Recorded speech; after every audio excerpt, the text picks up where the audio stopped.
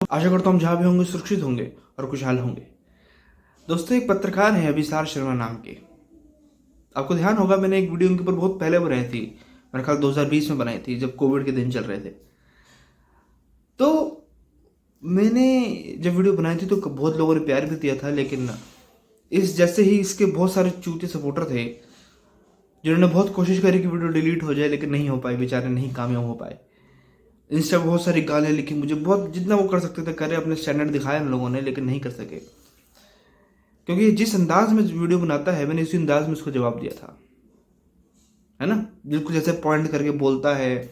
अगर स्मृति ईरानी के खिलाफ वीडियो बनाएगा तो बिल्कुल स्मृति ईरानी बोलेगा, पता नहीं क्या क्या उसको बोलेगा, उनकी डिग्रियों पे आ जाएगा, उनके बिल्कुल पर्सनल लाइफ पर आ जाएगा। मैंने भी उसी अंदाज में जवाब दिया था। अभी पिछले दिनों उसने एक बात कही और मैं खुद से हैरान हूँ कि ये विषय मेरे ध्यान में क्यों नहीं आया, ये कैसे छूट गया मेरे ये विषय मेरे से। इस व्यक्ति ने एक बात कही, बड़ी महान बात कही, कि जो ताजमहल है, सो कॉल्ड प्यार की निशानी ताजमहल, उसकी वजह से हम जो हैं, यानी भारत देश जो है वो जाना जाता है पूरे विश्व में। यानी पूरी दुनिया हमको सिर्फ ताजमहल की वजह से जानती है। अगर ताजमहल नहीं है तो हमारा कोई वजूद नहीं है दोस्तों।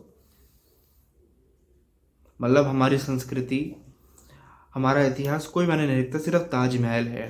पहली बात तो मैं ताजमहल पे आ जाऊँगा। आप लोगों में से कितने लोगों ने ताजमहल देखा, जरा कमेंट करके मेरे को बताना, क्योंकि मैंने तो आज तक नहीं देखा।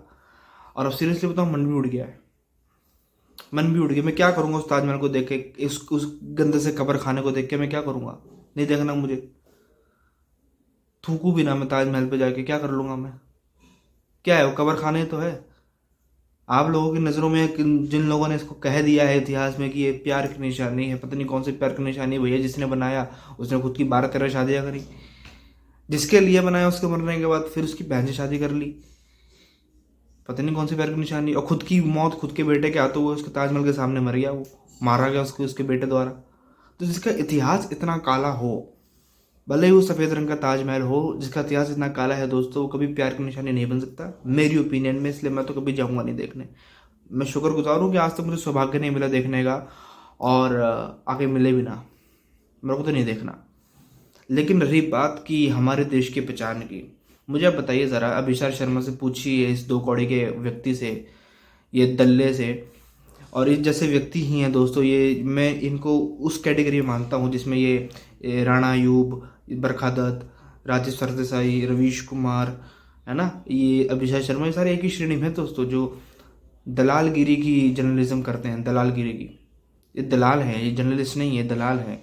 ये रोज़ हिंदुस्तान की जर्नलिज्म को, देश के कॉन्स्टिट्यूशन में जो चौथा स्तंभ मीडिया को कहा गया है, उसको रोज़ शर्मिंदा करते हैं। आपको, हमको रोज़ शर्मिंदा करते हैं कि हमारे देश में ऐसे पत्रकार हैं। दूसरी बात दोस्तों, मुझे आप बताइए कि हमारी संस्कृति, हमारे वेद, हमारे शास्त्र, कई इनके लिए जो है वो नाम नहीं रखते। हमारे लिखे हुए पुराण, हमारे लिखा दिया हुआ आयुर्वेद, हमारा दिया हुआ मार्शल आर्ट कोई फेमस नहीं है, है ना। लोग चूतियां हैं। अभिषेक शर्मा जी बहुत समझदार हैं, इनसे पूछिए दोस्तों। और बड़े मैं गंभीरता से बात कहूँगा, मेरे को बुरा भी लगता है कि मैं बार बार जितनी कोशिश करूँ गाली नहीं दूँ, लेकिन क्या करूँ, ऐसे लोग जो है मजबूर कर देते हैं मेरे को। इनसे पूछिए ज़रा दोस्तों कि अगर हमारा कोई नाम नहीं था ताजमहल से पहले, तो ये खिलजी अंकल क्यों आए थे? ये मुगल अपनी गांड बनाने आए थे यहाँ पर? हाँ, ये क्या कराने आए थे यहाँ पर फिर? अगर हमारा नाम नहीं था तो क्यों हमारी नालंदा यूनिवर्सिटी को इतने सालों तक जो है तहस नहस किया गया? क्यों हमारे मंदिर तोड़े गए? हम तो सोने की चिड़िया पहले से थे ना, कि इन्होंने आगे बनाए, तो ये तो लुटेरे थे, ये तो इन्वेडर्स थे। इन्होंने क्या किया? इन्होंने कुछ दिया थोड़ी है, तो सारा लूट के ले गए। तो हमारा जो इतना सोना था, सब कुछ था, हमारा जो नाम था, हम विश्व गुरु थे, इसलिए लोग यहाँ पर आए थे। उस टाइम ताजमहल नहीं था, समझ रहे हैं ना। जो हमारी भाषा है, संस्कृत भाषा है, दुनिया की सबसे प्राचीन भाषा मानी गई है, इसको दुनिया पढ़ती है। मुझे नहीं पता अभिसार शर्मा को कितनी संस्कृत आती नहीं आती है, लेकिन जब 14 यूनिवर्सिटी सिर्फ जर्मनी में सिर्फ संस्कृत की है, 512 स्कूल है ना, तो आपको समझना चाहिए कि संस्कृत एक प्राचीन भाषा है, और ये हमारे देश का इतिहास का एक बहुत सुनहरा हिस्सा है। ये ताजमहल नहीं है, दो कौड़ी का मकबरा। समझ रहा मेरी बात को दोस्तों? तो ये चीज़ें अभिषेक शर्मा को ज़रा बता दीजिए, जिसको मेरे ख्याल अपने बाप को नहीं पता हुआ, वो क्या आके हमारे आके ज्ञान बांट रहा है। दूसरी बात दोस्तों, अभिषेक शर्मा बहुत बार जो है हमारे खिलाफ वीडियो बनाता है, मतलब हमारे हिंदुओं के खिलाफ वीडियो बनाता है, बहुत सारी चीज़ें ऐसी कहता है दोस्तों, लेकिन ये मैं समझता हूँ कि हमारी दी हुई आज़ादी है जिसके लिए ये लोग बात करते हैं। ये इतना बोल पा रहे हैं, ये कभी क्या कहते हैं कांग्रेस के टाइम पे कभी इतना नहीं बोला। हाँ, और इतना ही मर्द का बच्चा बनता है तो जब कश्मीरी पंडितों के साथ जो हुआ था तब क्यों नहीं बोला ये? तब क्यों नहीं बोला ये अभी हरियाणा के मेवात में जो हुआ है, कितने जर्नलिस्ट ने इसके ऊपर इसका मुद्दा उठाया है। तो ये समझिए दोस्तों कि हम बोलने देते हैं तो ये बोलते हैं, क्योंकि हम जवाब नहीं देते। और ताजमहल जिसके ऊपर लोग थूके बिना पता नहीं क्यों वहां पर जाते हैं, क्या है वहां पे, क्या है? कुछ ही नहीं है। हमारे इतने सुंदर सुंदर मंदिर है, हमारे बनाए हुए इतने अच्छे अच्छे जो है आर्किटेक्चर, अगर आप देखेंगे मतलब एक बार जाएंगे बार बार जाने का मन करेगा। लेकिन ये लोग हैं नहीं, ये लोग जो जाएंगे ताजमहल में देखने। मुझे आप बताइए एक चीज़ मैं और पूछना चाहता था, अभी विल स्मिथ आए थे पिछले दिनों, विल स्मिथ जब क्रिस रॉक के साथ उनका वो चाटे वाला इंसिडेंट हुआ था, विल स्मिथ आए थे, वो ताजमहल नहीं गए थे पहले, वो काशी आए थे, क्योंकि वो कृष्ण के भक्त हैं, वो श्री कृष्ण के भक्त हैं, इसलिए वो काशी आए हैं। और हर मोस्टली वो साल या 2 साल में आते ही आते हैं। हम में से पता नहीं, देखिए मैं तो पिछले 3 साल से भगवद गीता पढ़ रहा हूँ, बाकी लोग कितने पढ़ते नहीं पढ़ते हैं, लेकिन वो बहुत टाइम से भगवद गीता पढ़ते आ रहे हैं, बहुत टाइम से। और जितने अभिषेक शर्मा से पूछे जरा कि हमारे जो फादर ऑफ इसरो विक्रम साराभाई वो भगवद गीता पढ़ते थे, Robert Oppenheimer father of atom bomb वो भगवद गीता पढ़ते थे। लेकिन ये लोगों को ताजमहल में हिंदुस्तान का इतिहास दिखता है, भारतीय इतिहास दिखता है। सनातन सभ्यता सबसे पुरानी सभ्यता लिखी गई है, मानी गई है, समझ रहे हैं आप?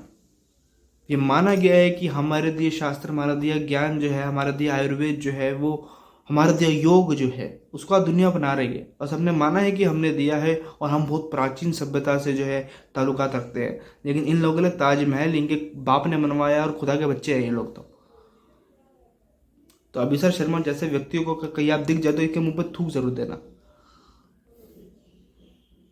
इनको पता लगेगा कि जर्नलिज्म चीज़ क्या होती है। ये दलालगिरी से जब बाहर आएंगे ना तो पता लगेगा। और इसको मैं चैलेंज करता हूँ कि अगर इसमें हिम्मत है तो जरा एक वीडियो बेसिक के खिलाफ बोल के दिखाते, जब बोलता है आई वांट माय मस्जिद बैग, आई वांट माय मस्जिद बैग, उसको समझाओ ना कि आज तो ये पेट्रोल डीजल की बातें करे, बकवास करें यहाँ पे आके। उसकी पार्टी में कितने हिंदू जरा पूछे ना उससे, या वो कितने हिंदू के लिए उसने कितना कंट्रीब्यूशन किया, या उसकी पार्टी ने कभी हिंदी मंदिर में दान किया हो। ये बोलता है हमारे हम मदरसों में पैसे देते हैं दोस्तों, सरकार का पैसे जाता है मदरसों में। कभी किसी ऋषिकुल में गया है पैसा? क्या जो सनातन सभ्यता के स्कूल्स होने चाहिए, पहली बात तो मुझे नहीं पता कितने हैं कितना नहीं है, उनको सरकार देती है पैसा कि वो चालू करो आप, ऋषिकुल चालू करो आप। तो ये जो है चीज़ें ध्यान रखनी चाहिए दोस्तों मेरे हिसाब से। और मैं बड़ा अफसोस मुझे था कि मैंने ये टॉपिक क्यों मिस कर दिया। ऐसे कोई भी व्यक्ति आएगा, मेरे को तो बहुत मज़ा आता है इनको जवाब देने का, लेकिन दुख भी होता है कि लोगों की हिम्मत इतनी बढ़ चुकी है कि हम बोलते नहीं है तो समझते हैं कि हम में बोलने की हिम्मत ही नहीं है। क्या दोस्तों, चलता हूँ। और ज़रूर जो मैंने आपसे कमेंट में सवाल का जवाब देने को कहा था, ज़रा उस सवाल का जवाब दीजिएगा। कितने लोगों ने ताजमहल देखा है, और कितने लोग जो है देखना पसंद करेंगे या नहीं करेंगे। ये मेरा तो मन उठ चुका है। क्या चलते दोस्तों, जय हिंद, जय भारत, जय सनातन।